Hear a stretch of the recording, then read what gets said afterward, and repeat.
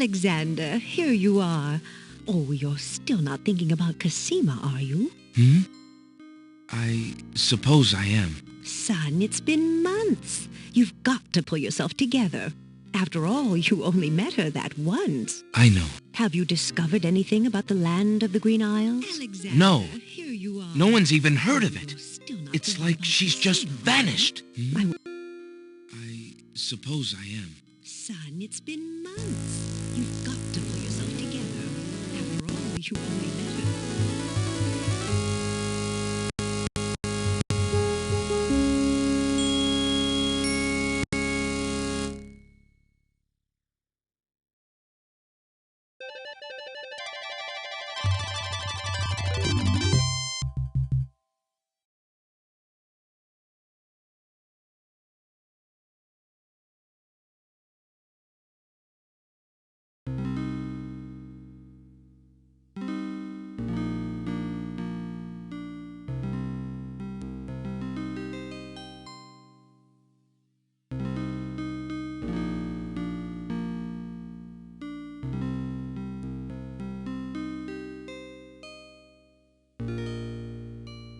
Alexander, here you are. Oh, you're still not thinking about Cosima, are you? I suppose I am. Son, it's been months. You've got to pull yourself together. After all, you only met her that once. I know. Have you discovered anything about the land of the Green Isles? No. No one's even heard of it. It's like she's just vanished. I wish I could help. Please try to think about something else, dear. I'll try, Mother.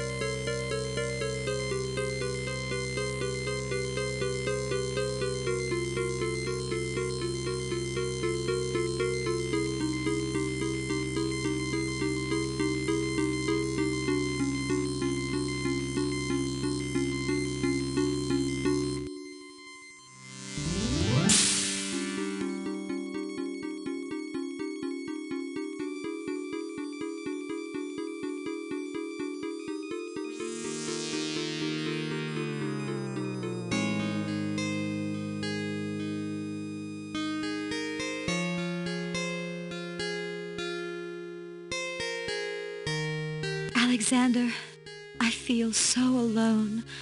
I don't know what to do. Alexander, I wish you were here. Cosima! Wait! Mother! Mother, come quick!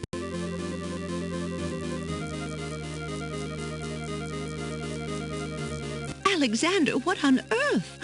You're white as a ghost. Mother, I saw Cosima. She was in the mirror. In the mirror?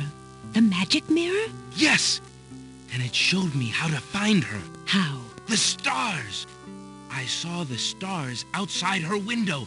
I can navigate by the stars. Oh, Alexander, if you really go... It will be all right, Mother. I promise.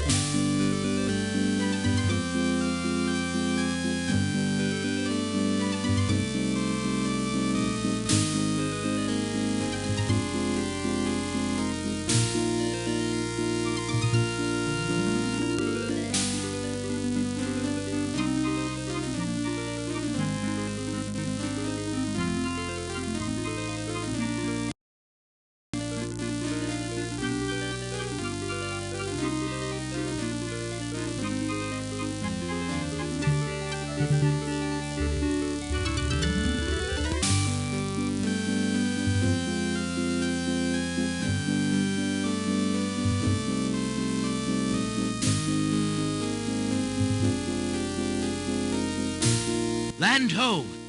Land ho! Land ho!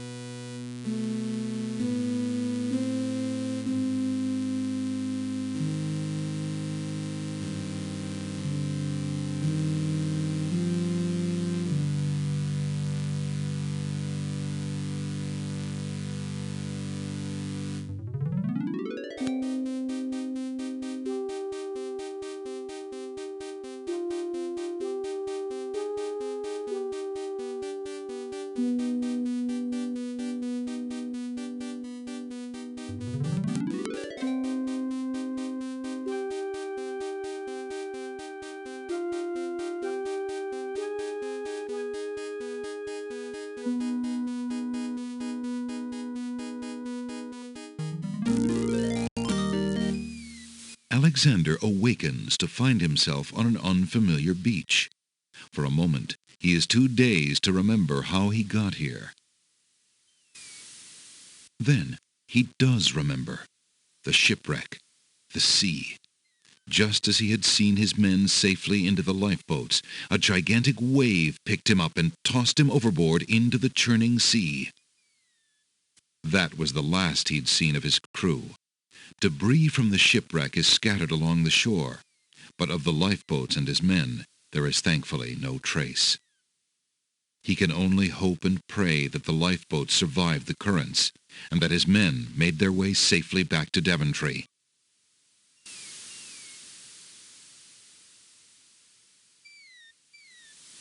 Alexander is standing on a beach littered with debris from his shipwreck. A path leads north into the lush green island. An occasional breeze rustles the nearby foliage.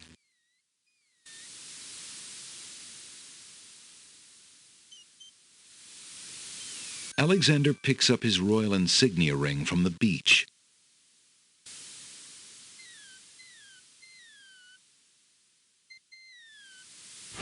Alexander pushes the plank to one side.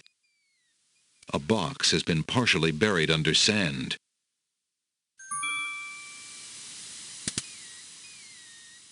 Alexander takes the coin and leaves the ruined box where it is.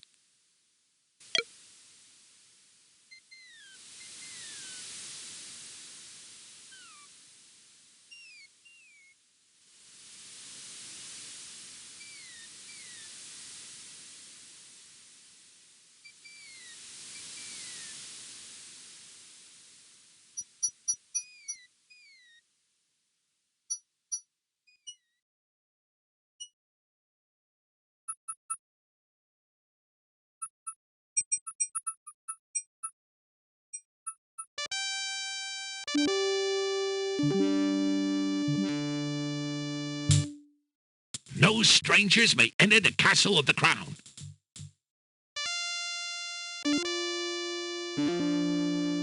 It won't do any good to try to convince the door itself to allow. Alexander politely addresses the odd-looking guards at the castle doors, hoping to learn more about his predicament. Good day to you, guards. I was cast upon this island in a storm, and I'm a little confused about my location. Could you tell me what place this is and who lives in this castle? Hey, what is that you say?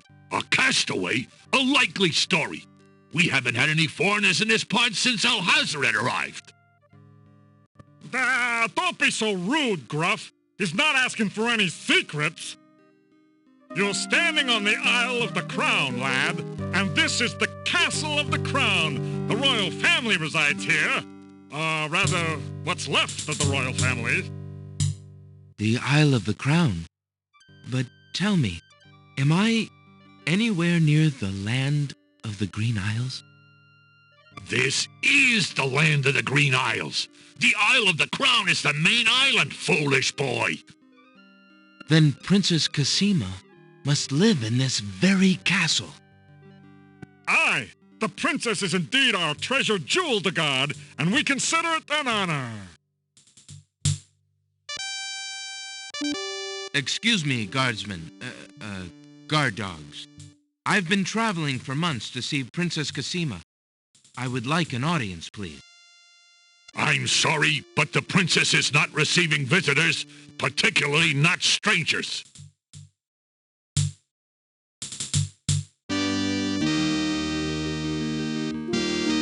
There's no reason to use that. Alexander rubs his finger. Excuse me, but I have this coin of Daventry. Perhaps you would be interested in it. Step back! We're not interested in your petty treasures, stranger. Only authorized persons are allowed into the castle, and we'll not be bribed by the likes of you.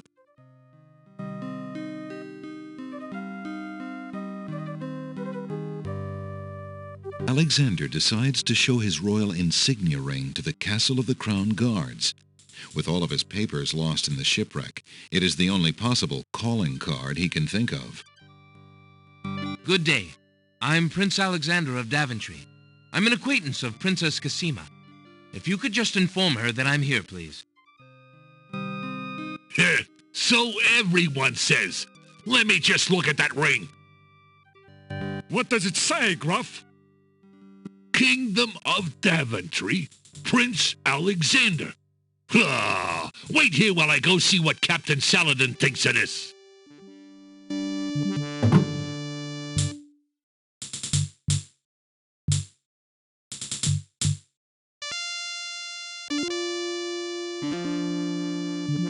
The guard returns a moment later with a majestic-looking creature. Captain Saladin speaks with a voice that is gentle, but reflects a will of iron. Prince Alexander of Daventry, I presume. I'm afraid I'm unfamiliar with your country, but I'm sure Wazir Alhazred will want to meet you, if indeed you are a friend of the princess. Please follow me.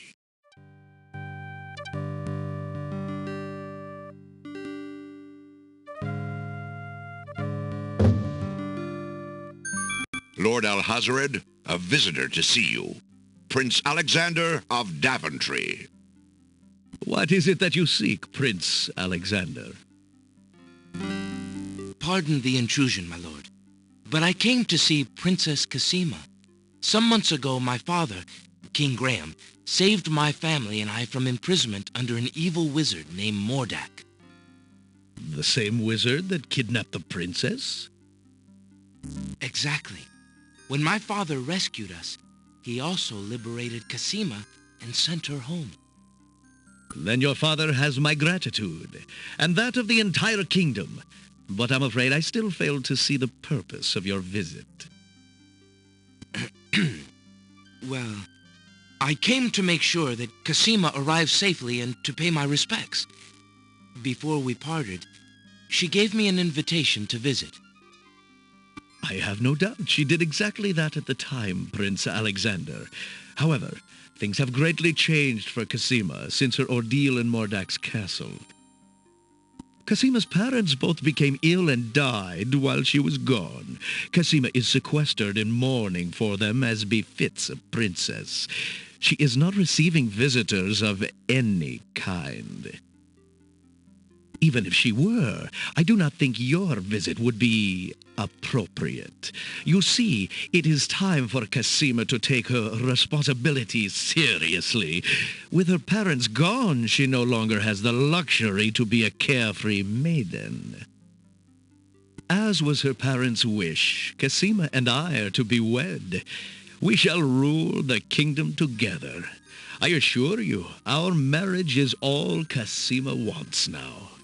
As a prince and a gentleman, it would be best that you leave before there is any further embarrassment. I see.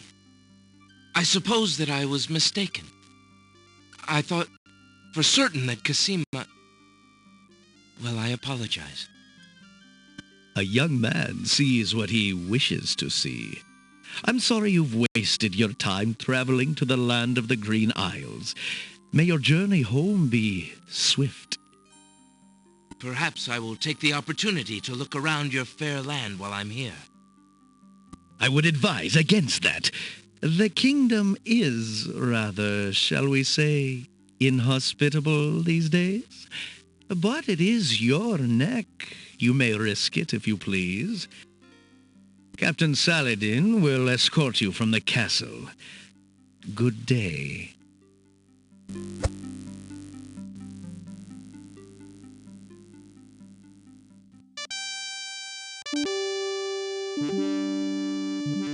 You have had your hearing with Vizier Alhazred. I trust you'll respect his wishes and not return. I have been instructed not to let you into the castle again. Good day, my lord. Captain Saladin whispers something to the guard dogs at the castle gate, and they nod with understanding.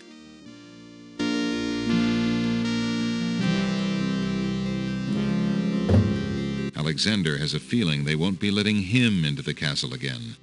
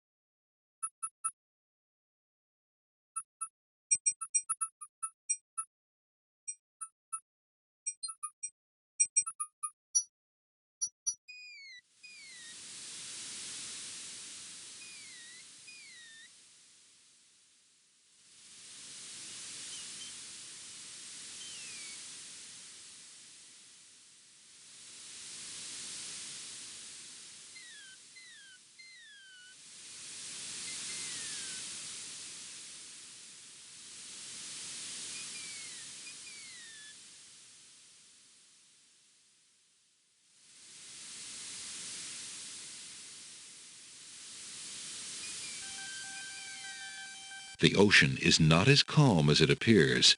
Underwater currents tug at Alexander's legs. The underwater tow is amazingly strong here. It pulls ferociously at Alexander's legs. Before Alexander can retreat, the current grabs his legs. The shifting sand vanishes from beneath his feet. Against his best efforts, he is dragged out to sea. The currents around the island pull Alexander under. As Alexander struggles to the surface for the third and last time, he finds himself wishing he'd paid more attention to the warning signs of an undertow.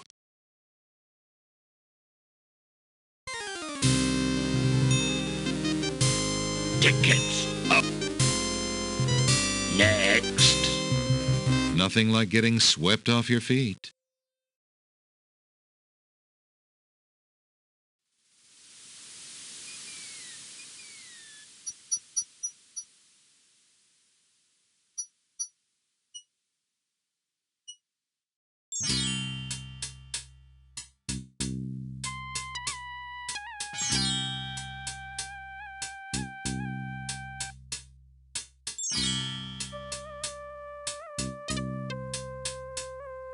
Old lamps for new. Old lamps for new.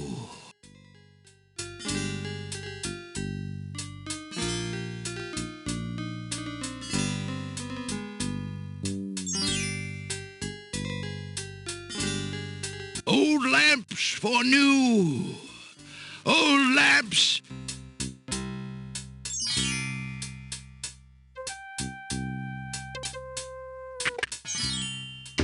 Hello. I will be right up. Now, what can I do for you?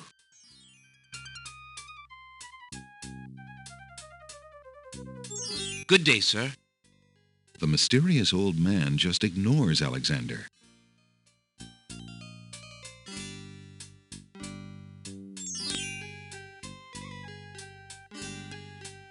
Good day, sir. I'm a stranger in this land. What can you tell me about the land of the Green Isles? That is quite a question, young man.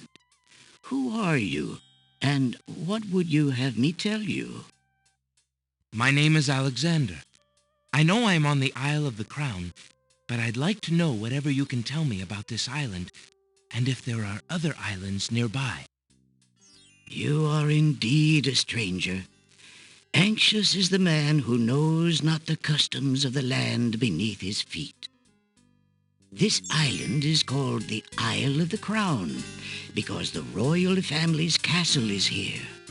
Besides the castle, we also have this village and the docks over to the west. There are at least 3 other islands: the Isle of the Sacred Mountain, the Isle of the Beast, and the Isle of Wonder. At least 3? Does no one know for certain? This is no ordinary land, Alexander. The land of the Green Isles has always been a place of vague boundaries, as if islands come and go. Legend speaks of a 4th island, an isle shrouded in mists. I myself have never seen it. Then, too, the land of the Green Isles is said to exist on the boundaries of this world and the next.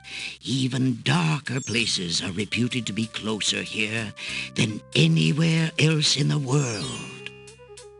That's quite a claim. Claim, yes, but probably just local superstition.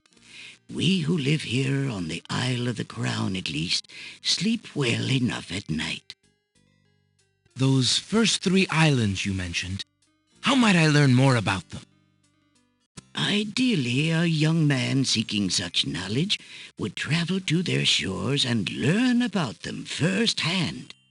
Meeting the leaders of each place would be helpful, naturally. Unfortunately, the ferry no longer runs between the islands. There has been much political unrest, and it has been too dangerous to travel for years. Perhaps the ferryman can tell you more. He has little enough to do these days. And if you haven't been there already, you might seek an audience at the castle. Thank you kindly, merchant, for all your good advice. Ah, but advice is free, Alexander. Making use of it costs much more.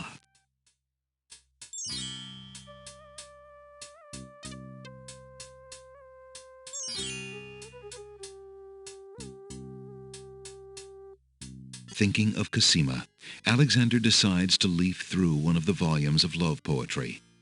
He reads, "Thy hair, thy lips, thy beauteous face, and all thy studied female grace have won for thee anon a place within this broken breast." Not bad. And another. "Upon the shore the lilies bend, untouched by worldly care, where shadow they her earthly bed, oh, that she were not there." Yikes. And another. "What was it when I looked at you? What power has chained me through and binds my heart with links so tight I cannot live without the sight of you?" What nameless thing has captured me and made me powerless to flee? What thing is it without a name that brings my mind e'er back the same to thee? The name of love cannot apply. Its commonness does not decry the haunted, hunted, painful cry that my heart makes for you, that e'er my soul eternal makes for you. A little close to home, that one. Alexander returns the love poem book to the shelf.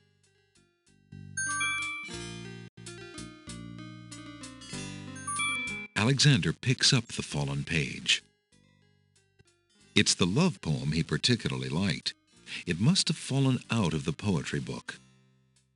I see that old volume has lost another page. You may keep it if you like, sir. I have glued the stubborn thing back in place 2 times already. I do rather like it. Thank you, merchant.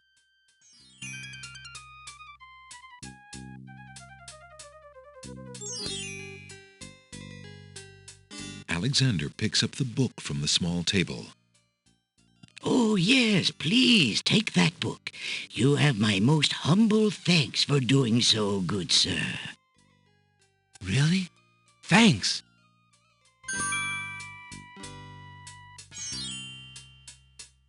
Alexander rests his feet for a moment. Alexander picks up and leafs idly through a book called The Changing Role of Court Entertainers Through the Ages. Well, that was refreshing. And burn a perfectly good hand?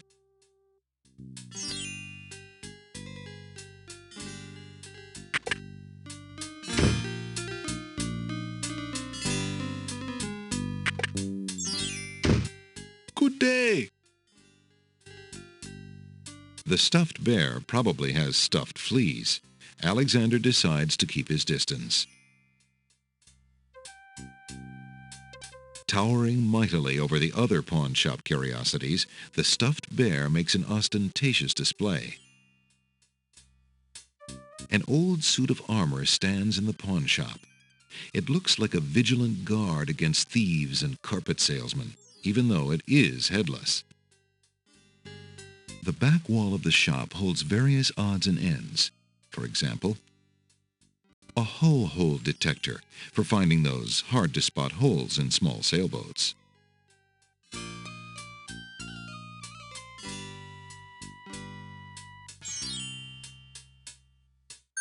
Alexander takes a mint. Good day, merchant. What can you tell me about the land of the Green Isles? I can tell you she is in a dark time. Without the ferry, communication between the islands has ground to a halt, and so nearly has my business. Why the long ages of peace have ended, and why the crown has not done something about it is beyond me. But then, I am a shopkeeper, not a politician, and can only hope for better days. How bide you, good merchant? Quite well, though a purchase would not hurt me any. Can you tell me, merchant, what the value of this ring might be? By the sands of the sea, what a beauty! What fine gold and masterful artistry! This ring is quite valuable, sir. I would not feel right taking it in trade. None of the items on display in my humble store are even close to the value of this ring. Truly? Well, it would be hard to part with it anyway, I suppose.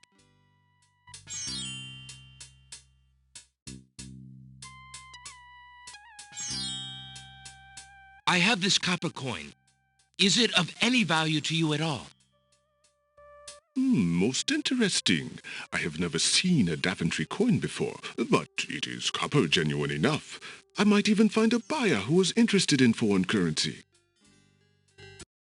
The items on the front counter are the only things in the store that I can let go for the price of 1 copper. You may make your choice from there. Alexander looks at the items on the counter to make his selection. That mechanical nightingale looks intriguing. I believe I'll take it. Very well. Your coin is well spent. Remember, this is a pawn shop. I am always willing to take back my own goods in trade. I'll remember. Thank you.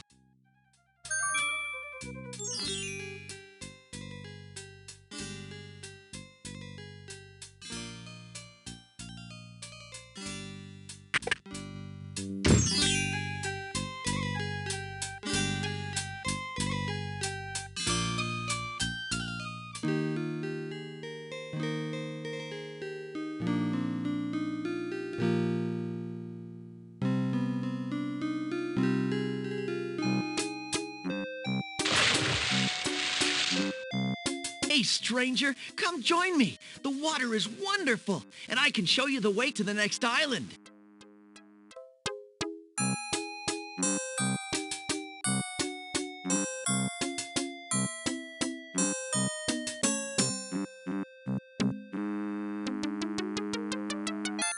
Come on, jump in. A little water won't hurt you.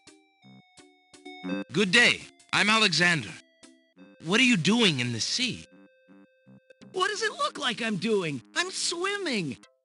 I mean, come join me. The water's wonderful. I can show you the way to the next island. Considering the poor condition of the shore, it looks like the easiest way to get into the water is just to jump off the pier. The powerful currents grab Alexander. Struggle as he might, he feels himself being pulled out to sea. Not a very good swimmer, are you? Help me! Sorry, I think not. As his head submerges for the third time, Alexander finds himself pondering the wisdom of going out on a limb for a stranger.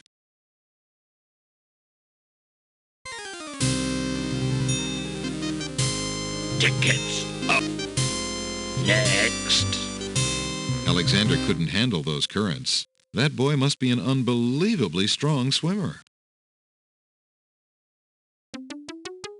Come on, jump in. A little water won't hurt you.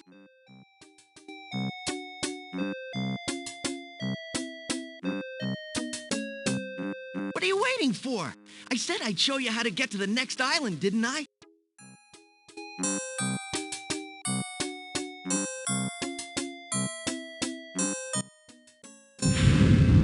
That's strange. The young boy in the water just disappeared. Oh well, perhaps he just dove under the water.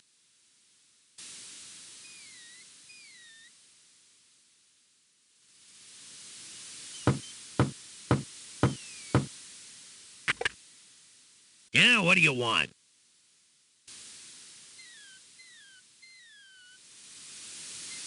Alexander promises himself that he will not go home until he has determined what Casima's feelings are for him, and if she needs his help. Alexander can't see any way to... Excuse me.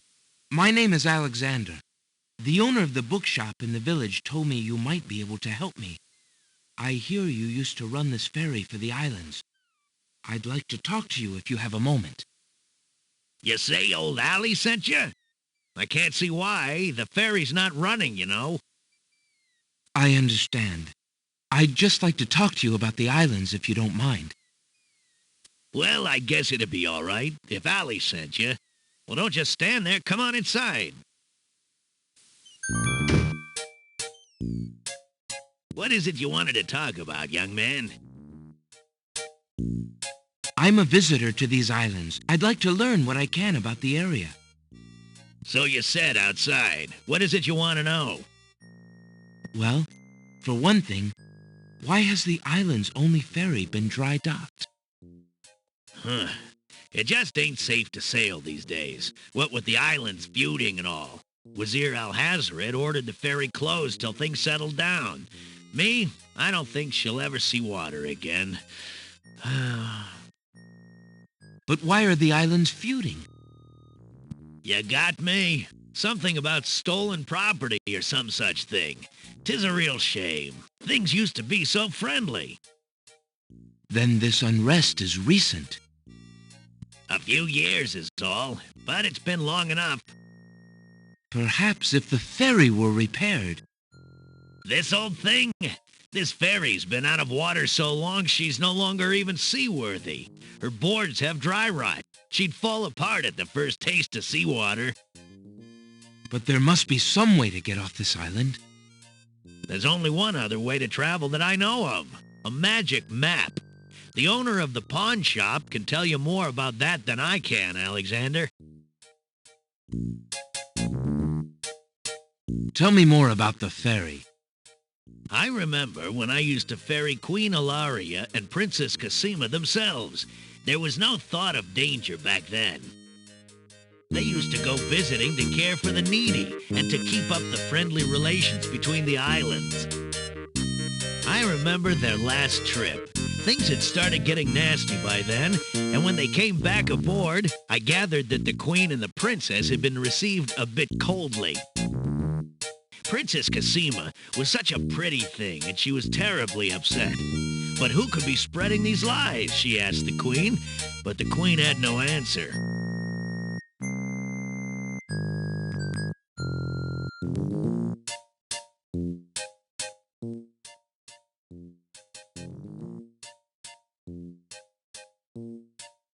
What do you do now that the ferry no longer operates? Me? I'm out of a job. The job my ancestors have held for generations. I'm the only one trained to avoid the reef and the rocks. But that knowledge does me no good now. Is there no other boat on the island? One that might be more seaworthy? Boats don't last long on these shoals, as you may have found out if you got here by ship. You can be quite sure that this old ferry is, or was, the only craft on the island. Tell me more about Princess Cassima. Ah, such a beautiful child, and so pure of heart. Why, a contrary thought has never crossed her mind. Her mother was the same. The king and queen, they served the islands, not the other way around, always thinking about the people. Ah, they are sorely missed. What else can you tell me about the land? Let's see. The Isle of Wonder's a lovely spot. A bit crazy, mind you. Gotta have a good sense of humor to enjoy a tour there. What else can you tell me about the land? The Isle... There's nothing of interest. I see you have a rabbit's foot. Has it brought you much luck? As you can see, my luck's been out for some time now, despite that old charm. Why don't you take it with you? Perhaps giving the darn thing away will bring me good fortune at last. Perhaps it will at that. Thank you. Alexander doesn't want to take the ferryman's lamps. Alexander isn't in the mood for a nap. If Alexander wants to leave, he should just use the door. Alexander doesn't want to take anything from the cabin unless the ferryman offers it to him. Well, I think I'll be going now. Thanks for allowing me into your home. Posh, not at all. It breaks the boredom, if you know what I mean.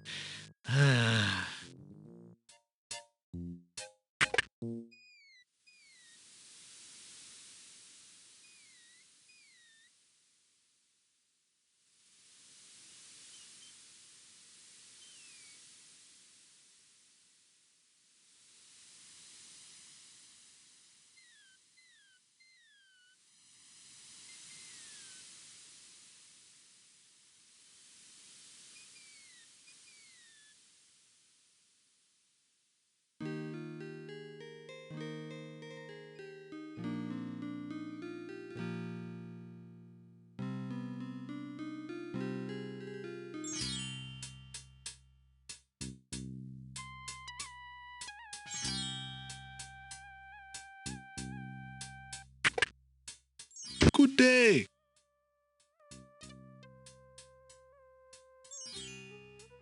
Excuse me, merchant, but the ferryman mentioned that you might have a magic map of the land of the Green Isles. Why, as a matter of fact, I do. I keep it under the counter. It's been gathering dust so long that I nearly forgot about it. It was quite a few years ago, you see. The estate of a wealthy wizard fell into my hands when he died. It was useless magical junk mostly, which reminds me, I've still got some things of his in the back that I need to dump out. Anyway, the magic map was the one true treasure in the lot. The wizard was quite old and feeble and had enchanted the map to aid in traveling. It is said that one need only desire to be on an island depicted on the map to find oneself there. It is a very valuable map, as you can imagine. Unfortunately, no one is interested in traveling these days. It is far too dangerous with the current state of the kingdom. What would you take for the map? I would normally want something magic in return, but since I am hardly overrun with prospective buyers, I would be willing to take anything of equal value in exchange.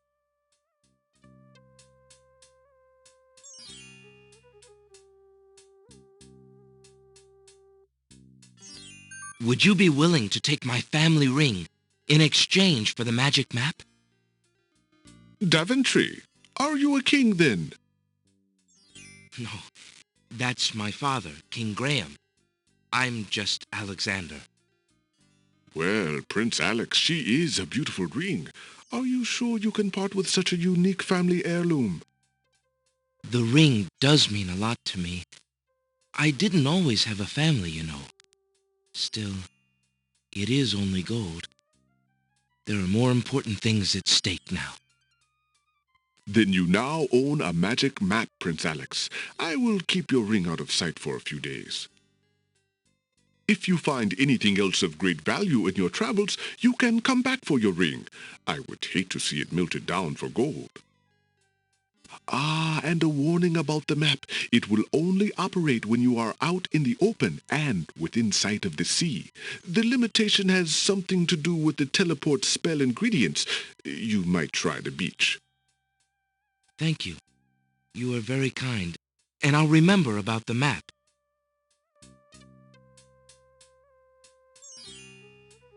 Suddenly, the old man in the concealing cloak sneaks past Alexander, and with a sneaky dart of his hand, steals a mint from the candy jar.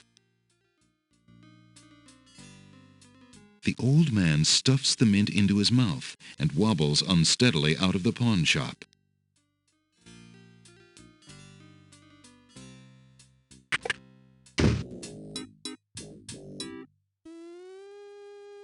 Master! I followed Prince Alexander as you wished. From the pawn shop owner, he just abstained, just reprieved.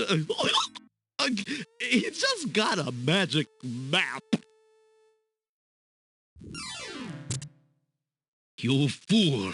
You've been eating those mints again. I ordered you to stop that. Yes, Master. Now, what is this about a magic map?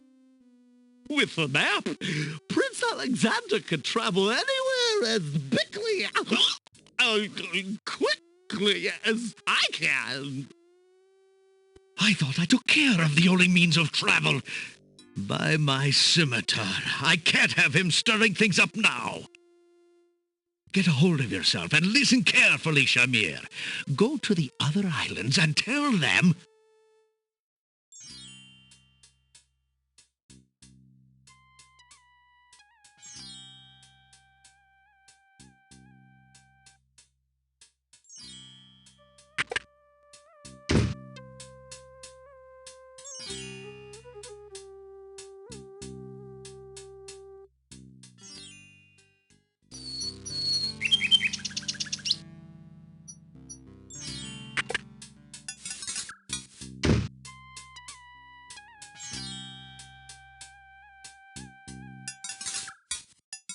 Alexander sorts through the odds and ends that the pawn shop owner dumped into the pot. Magic exploding gum wrappers, a shattered crystal ball, a cracked wand, a fake thumb. Near the bottom, Alexander finds a little glass bottle labeled ink. It appears to be empty, but Alexander decides to take it anyway. You never know when a small bottle will come in handy.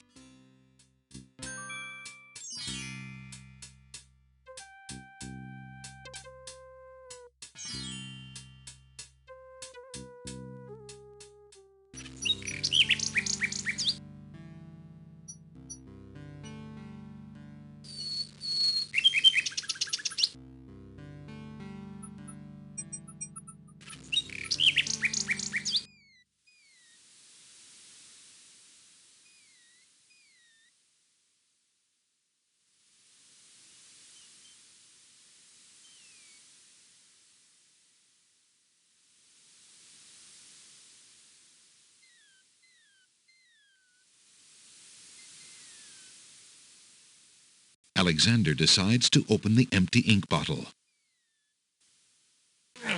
It's stuck. It's... Whoa! The ink bottle isn't empty at all. It's full of invisible ink. Not very strong, but not bad.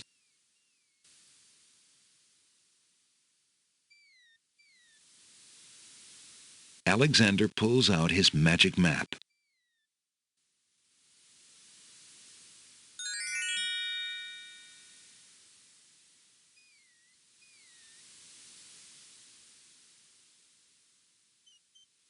Alexander feels a strange pulling sensation.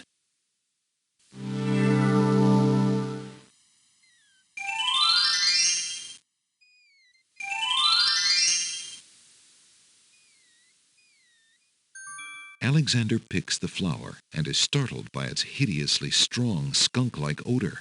For a moment he can smell nothing else.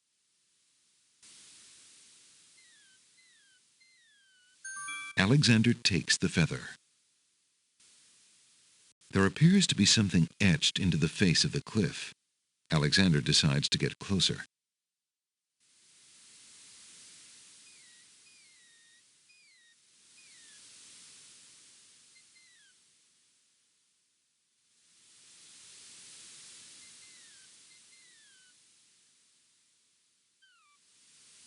Alexander pulls out his magic map.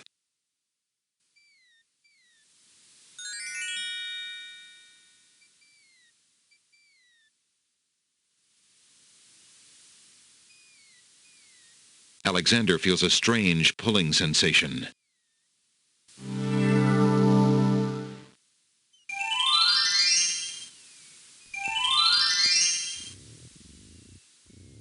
The oyster already looks a little...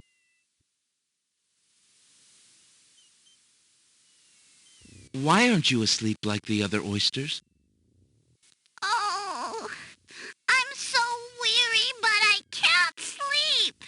I have a terrible ache in my mouth.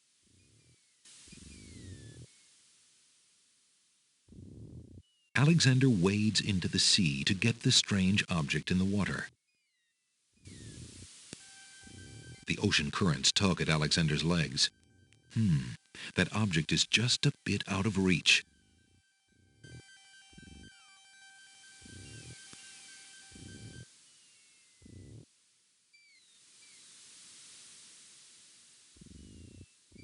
If you're having trouble sleeping, perhaps you'd like me to read to you.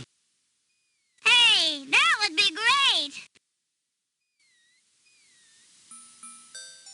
2 dulcimers raised to the degree of 40 half-dulcimers, divided into equal parts by the third of a cackle of grouse geese, put over the result of 10 fine mackles, albeit small fine mackles, stretched over the total of 53 1/8 bottles of wild beast lard. Alexander makes a grab for the pearl. Hey, you fixed my mouth. It feels great. The little oyster drifts into peaceful slumber with the rest of his oyster friends.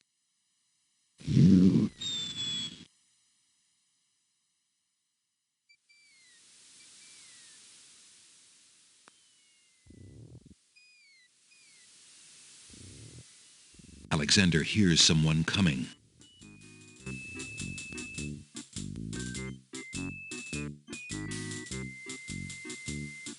"5 fierce guards of the isle we be. Watch for a foreign man," said he, "with ears and nose, tongue, hands, and eyes. Its nature cannot be disguised. If man it be, then man it dies."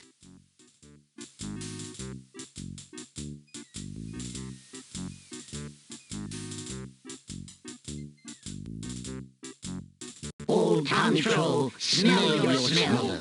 Do that which you do so well.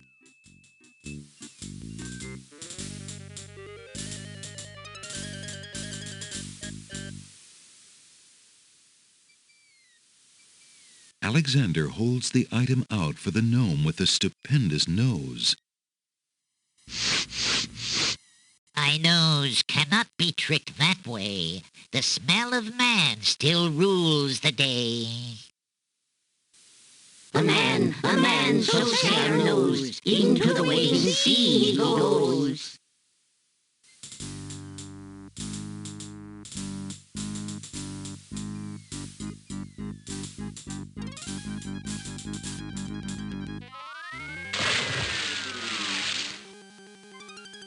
The gnomes toss Alexander too far out into the sea for him to get his footing. The currents drag him under.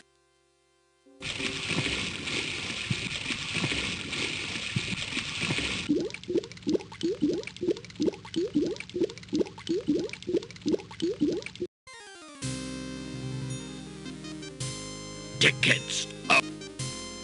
Next. Guess those gnomes couldn't reach a consensus.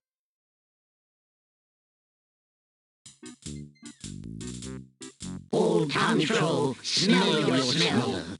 Do that which you do so well.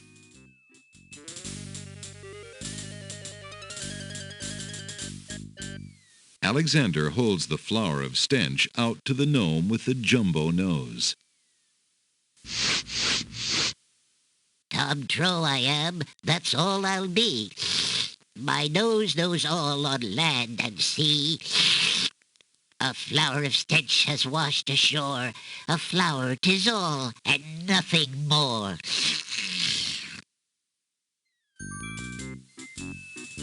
Listen, hark you, Grosvenor, do your duty as you swore. With your ears, please tell us more.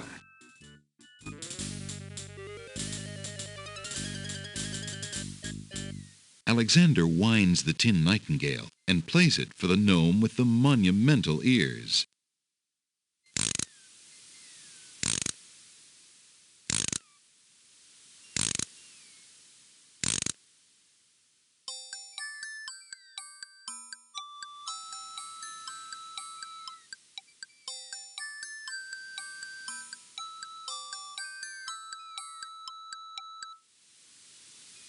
A nose is not a way to spy. My ears cannot be told a lie. A nightingale is all there be. No man is near, and so say me. Taste, Grump, that we might know whether friend or whether foe.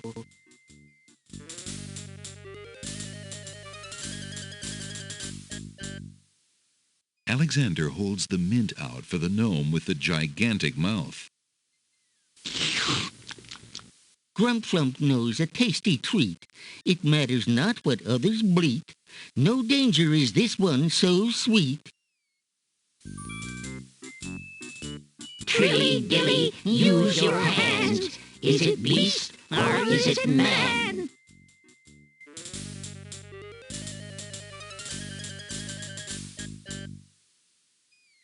Alexander holds the rabbit foot out for the gnome with the huge hands.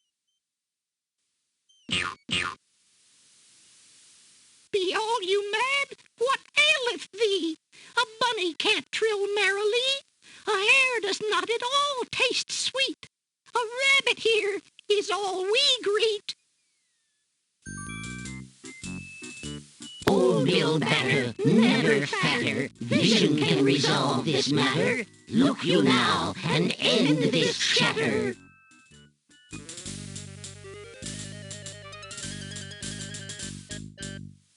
Alexander pours the contents of the empty-looking ink bottle over himself. By all that's beauteous, fair, and sightly, 4 morons do I sleep with nightly. There's nothing there at all, I say. Enough of this. Let's now away.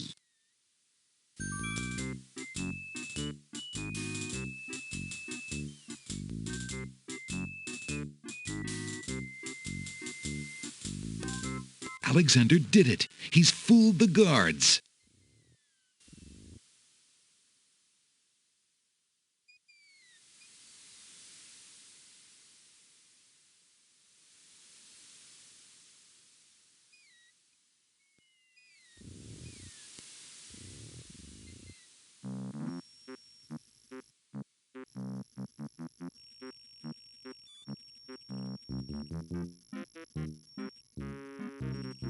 There's no reason to use that on a pile of books. Alexander should read the books if he wants. Alexander is greeted with silence. Alexander can't see any way to... Alexander is greeted with silence. Alexander is greeted with... There is no reply. Alexander, there is no reply.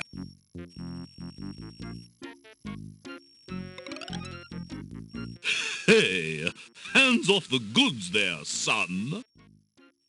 Oh, sorry.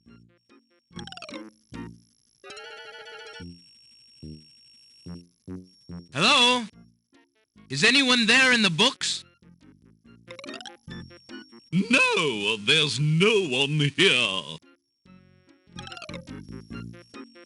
Hello? No. Alexander can't see any way to... The tail end of this island is a riotous scramble of... Little bees buzz around the books as though the pages were laden with the sweetest pollen. Maybe they're spelling bees.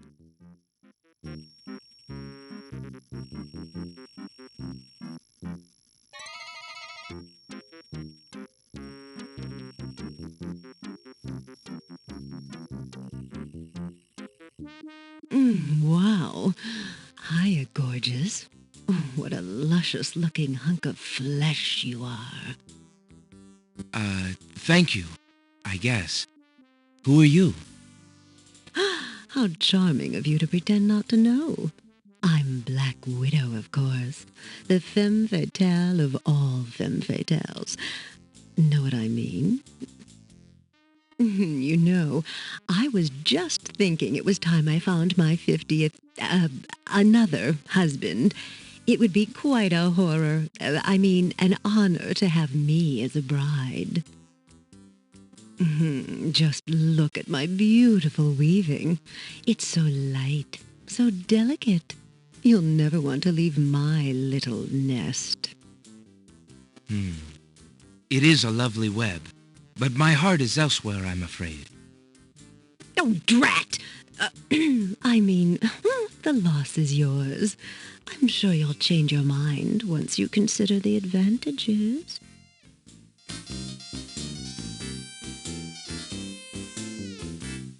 Alexander reaches out to grab the scrap of parchment. After my goods, are you? What a greedy little man you are. Alexander feels the sharp prick of the Black Widow's teeth. Then, a strange burning sensation.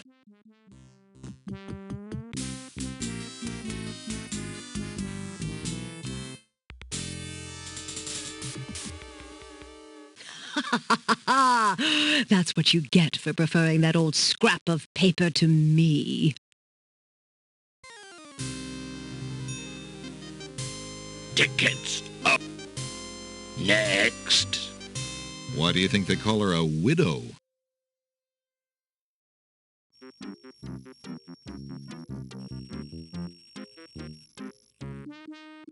Wow.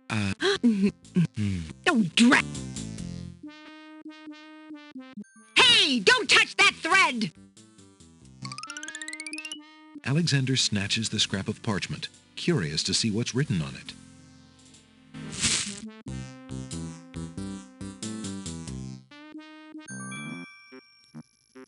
The wind blows the scrap of paper from Alexander's hand, but he remembers what it said well enough.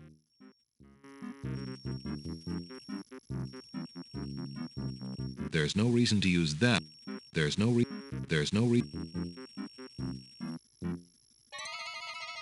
Hello? No! Alexander can't see any way to... Alexander can't... There is no reply. Alexander can't...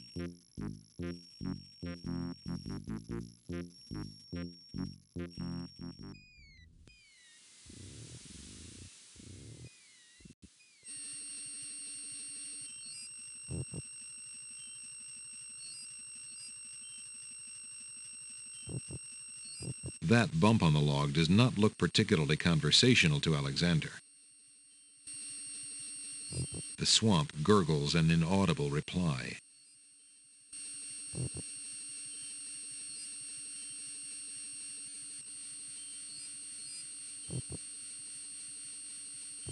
The swampy bog sinks beneath Alexander's weight. He feels himself being sucked slowly but firmly down into the muck.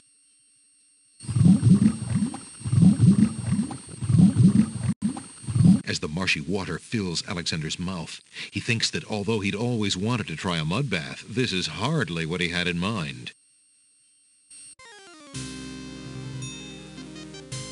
Tickets up. Next. Do you ever get that sinking feeling?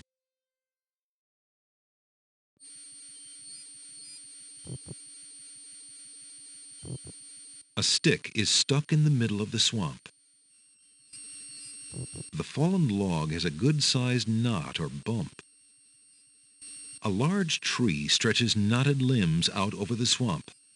Part of the tree's trunk is shaped like the face of a dog. Why, it must be a dogwood tree.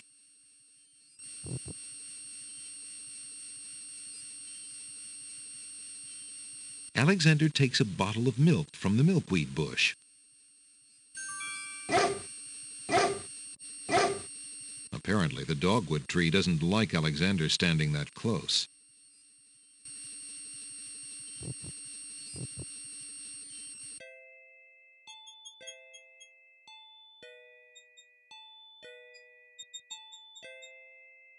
Hey, what do you think you're doing there? Get your hands off me! Hey!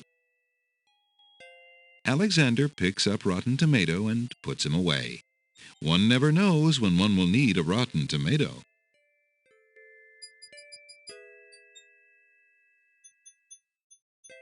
You're ugly and you smell bad. Yeah, put me down before I juice all over you. You're ugly and you smell...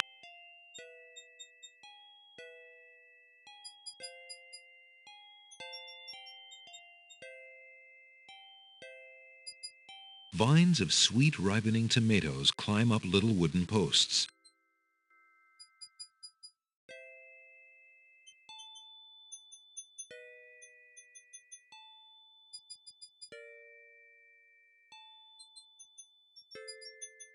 Alexander gets a little too close to the vines on the wall.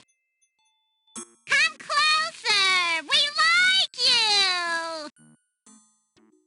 I appreciate your enthusiasm, but I'm really not interested. Don't leave us! We like you!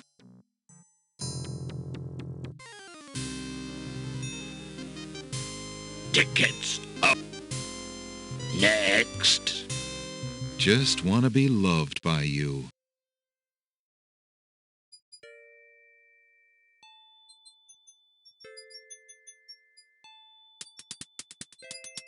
Those snapdragons don't like Alexander getting so close.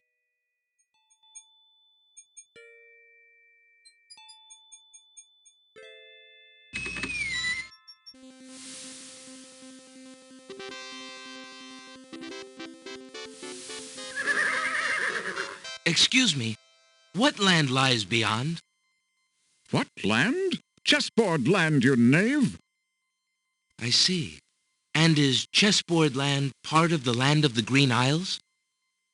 It is the home of the red and white queens, rulers of the Isle of Wonder, fairest of the islands that owe loyalty to the king of the land of the Green Isles.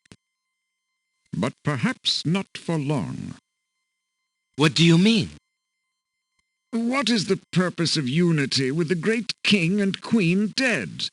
The princess is worth serving, but the feud with the other isles is strong.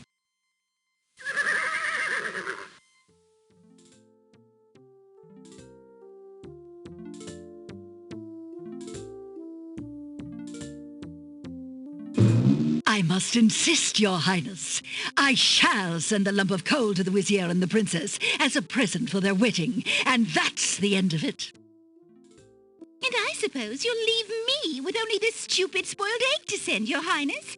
I want to impress the new king and queen of the realm as much as you do. As queen of this island, I have every right to that lump of coal. Who isn't queen of this isle? The lump of coal is in my possession. Therefore, I shall do as I please with it. Besides, there's nothing wrong with that spoiled egg. The egg, though delightfully spoiled, is not nearly so valuable as the lump of coal, and you know it. Your Highness always got to carry the singing stone. It's not fair that you get the coal, too. That doesn't count. The singing stone was stolen by that horrid beast. I should get to keep the coal just because my stone was stolen. It wasn't your stone. It belonged to the Isle of Wonder treasury. Your Highness always thinks that everything is hers. Excuse me, my good man, but could you settle an argument for us? Which of us should get to carry the coal and which the egg? Remember, white is the color of deserving truth and virtue. Quiet, Your Highness, and let him make up his own mind. I, for one, shall be more proper, and not even mention the fact that red is the color of love.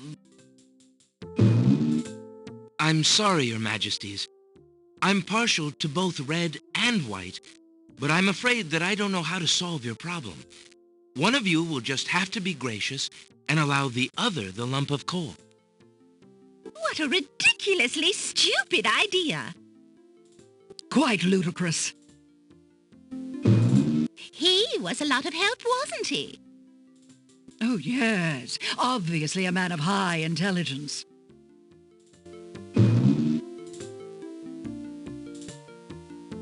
The lump of coal goes much better with my gown anyway. Black and red are imperial colors. That's the silliest thing I ever heard. Red does not go with anything, being much too self-conscious. White is the perfect accompaniment to any color.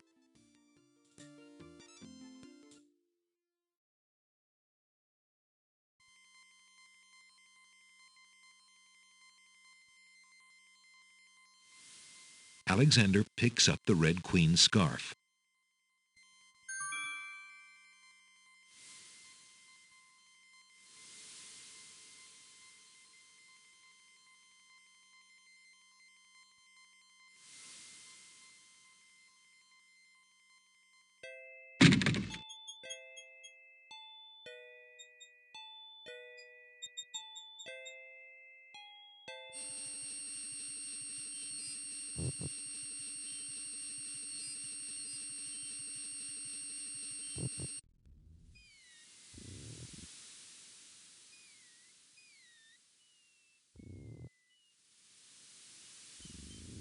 Alexander wades into the sea to get the strange object in the water. The ocean currents tug at Alexander's legs. That object is... A string of letters floats in the water.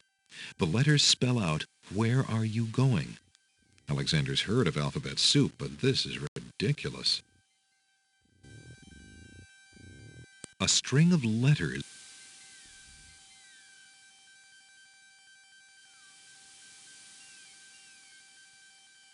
Alexander wouldn't want to throw that into... That would serve... Alexander pulls out his magic map.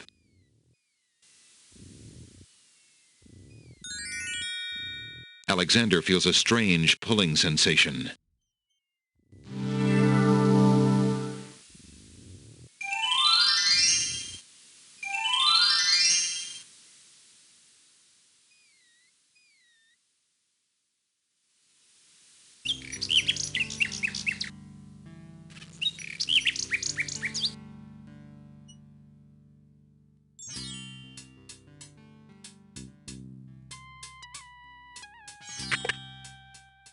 Your candy dish is empty.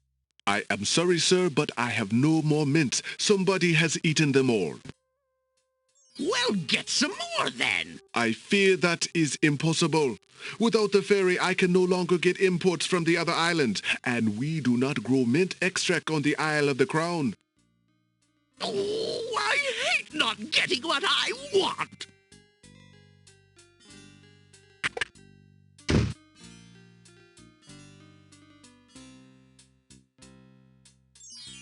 How fare you, good merchant?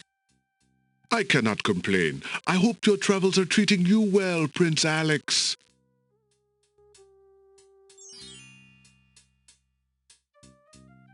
I found this large pearl. Might it be valuable enough to ransom back my family ring? I have never seen such a perfect pearl. Certainly you can have your ring back. Oh, I'm glad you didn't sell it. I'm a bit attached to it, I'm afraid. Of course you are. You would be cold-hearted if you felt any differently. I am happy to see a family heirloom back with its rightful owner.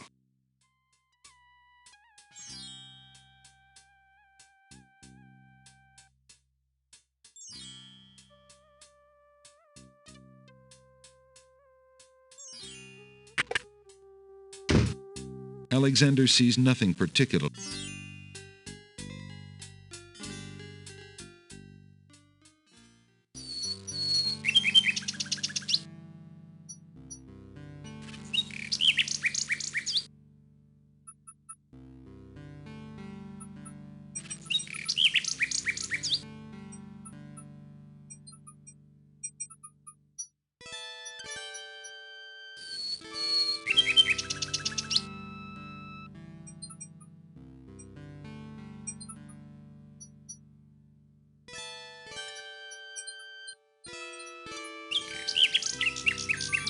Alexander winds the mechanical nightingale and places it on the ground.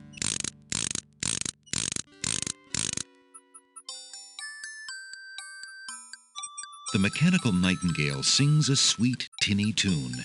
The real nightingale in the tree cocks her head and listens intently. The nightingale flies to a lower branch and looks at Alexander curiously, as if she were deciding that this human might not be so bad.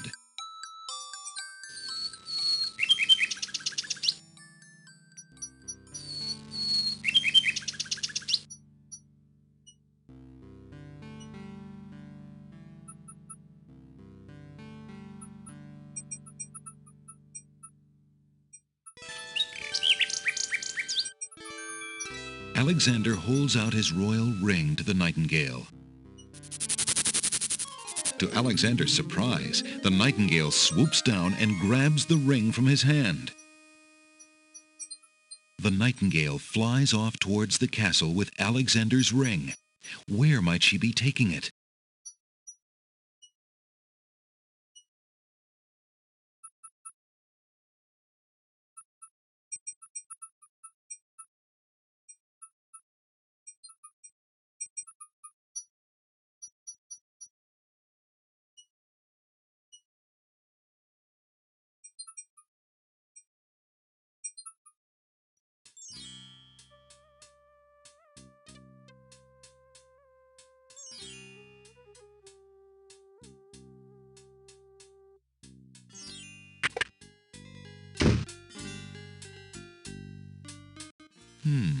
Alexander. It's a proclamation. It reads, "Citizens rejoice," announcing the royal wedding and coronation of Wazir Abdul al-Hazred and Princess Casima. For reasons of security, the wedding will not be open to the public. Long live the new king and queen of the land of the Green Isles. Alexander feels his stomach turn at the thought of the dread event. If he doesn't do something soon, Casima will be another man's wife.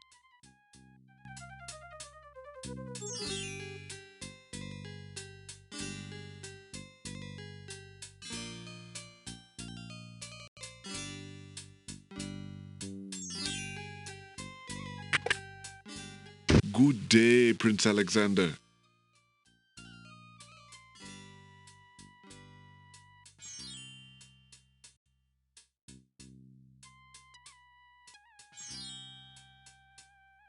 How fare you, good merchant? The pawn shop's counter is made of a sturdy...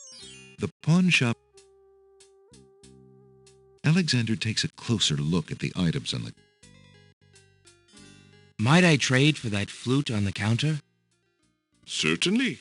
What do you wish to offer me in trade?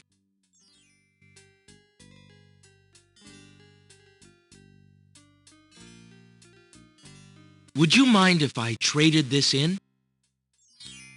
Of course, Prince Alex. Please choose something in exchange for the items on the counter. Alexander looks closely at the items on the counter to make his selection.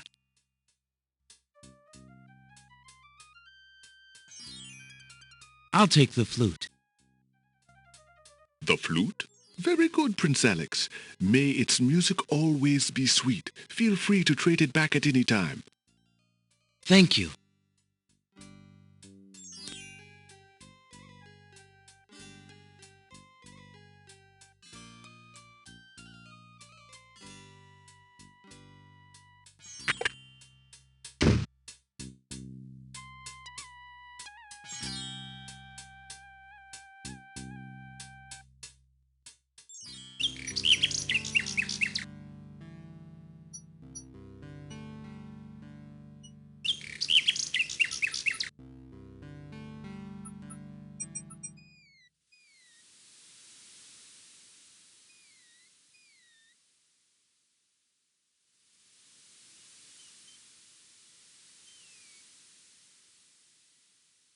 Alexander pulls out his magic map.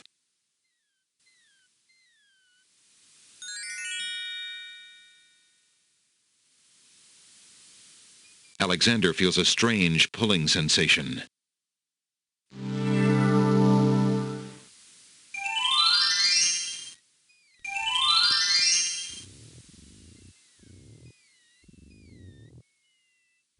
Alexander can't do...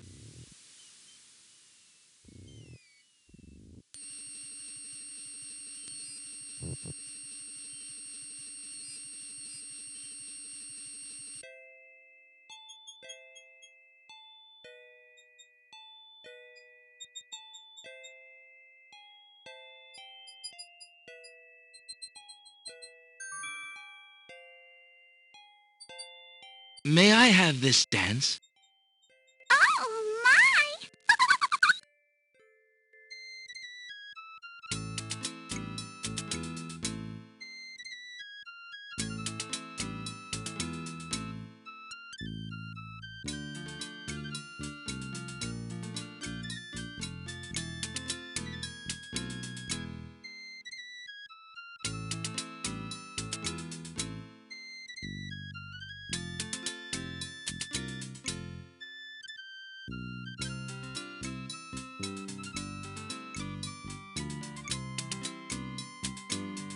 Alexander stops playing the flute, but the wallflowers and snapdragons continue to dance, caught up in the music and oblivious to everything around them.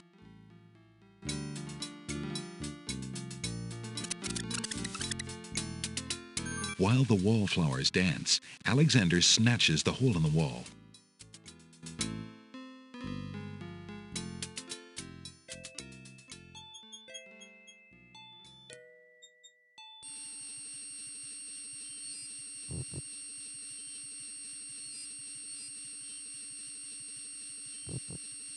What would that bump on the log? Why would Alexander... The log itself has...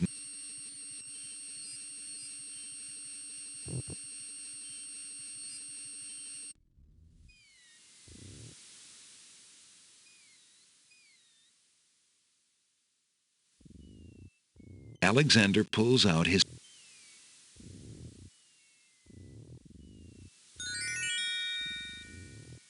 Alexander feels...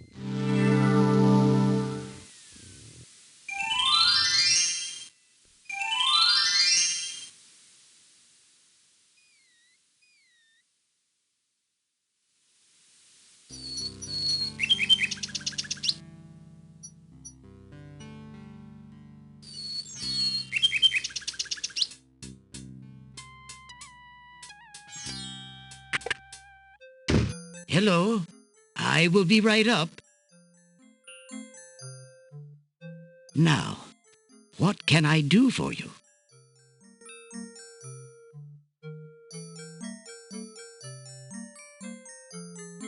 Good day, sir. Is there anything you can tell me about the land of the Green Isles? I'm sorry, but I have no time for idle conversation. I'm too worried about the princess.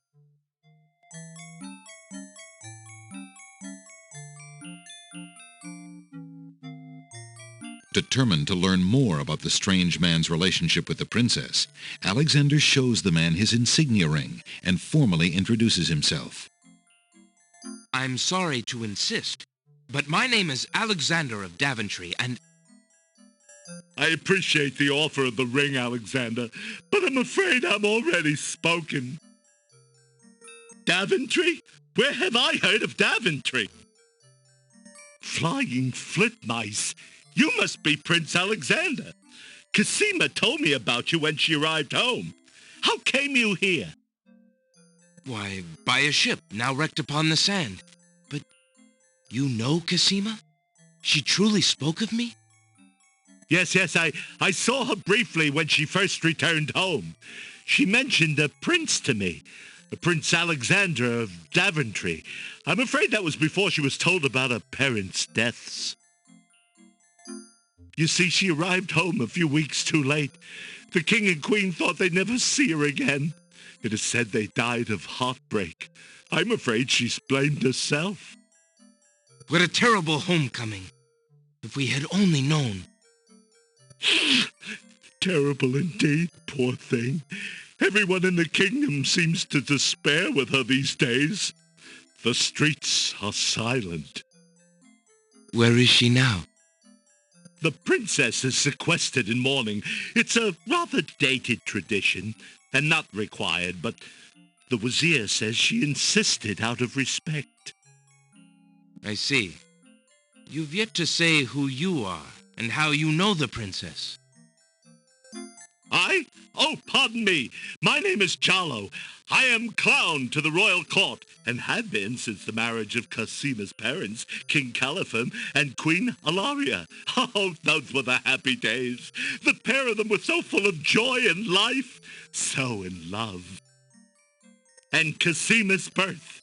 It would be hard to explain how long they had waited, how they had hoped for a child. I mean, she was such a charming little thing, smart as a whip, kind and sweet. Oh, she means everything to this kingdom, Alexander, and to me. I'm so terribly worried about her. About her grief over her parents, you mean? Well, the truth is, I do not trust the Wazir or his plans for Cassima. I'm still living at the Castle of the Crown as court clown, his clown. But it is more to keep my ear to the ground than out of loyalty. I wish I knew what the princess thinks these days. If only I could find Sing Sing, Cassima's pet nightingale. I might be able to send the princess a message. As it is, I must wait for the end of her seclusion. What can you tell me about the Wazir? The Wazir? Now there's a dangerous subject. His name is Abdul Al-Hazred. He came to the kingdom 15 years ago. The king was fascinated by his knowledge and his fine-sounding ideas. It didn't take long for Alhazred to convince the king to trust him with the minor problems of daily government. You see, Calafim had a wife and a new daughter he wanted to spend time with. Alhazred became wazir. And now? Well, he's had his eye on Casima ever since she was a young girl. And she is the only thing between him and the throne. Do you think he means to harm her? Oh, I honestly don't know. I think he'd rather keep her as wife. But whatever his plans for the princess, he will use her to his best advantage. That's his way. Perhaps he has charmed her. Perhaps she cares for him now. The Wazir is capable of anything, and Casima must be vulnerable and lonely right now. Still, she has always instinctively distrusted him. Casima has a good head on her shoulders. I'd be surprised if she's truly fallen for his words of love. Now I must return to the castle. Look, I don't want to arouse suspicion. I'll try to meet you here again later. Thank you for the information, Jallo. Be very careful.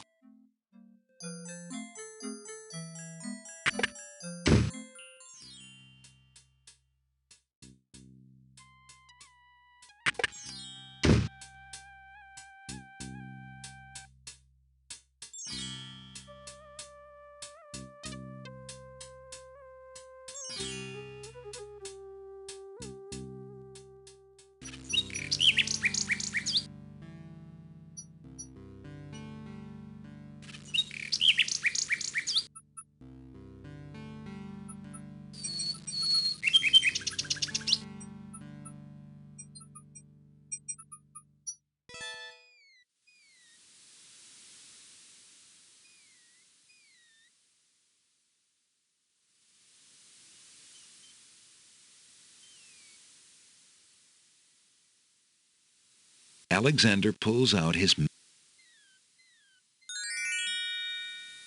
Alexander feels a...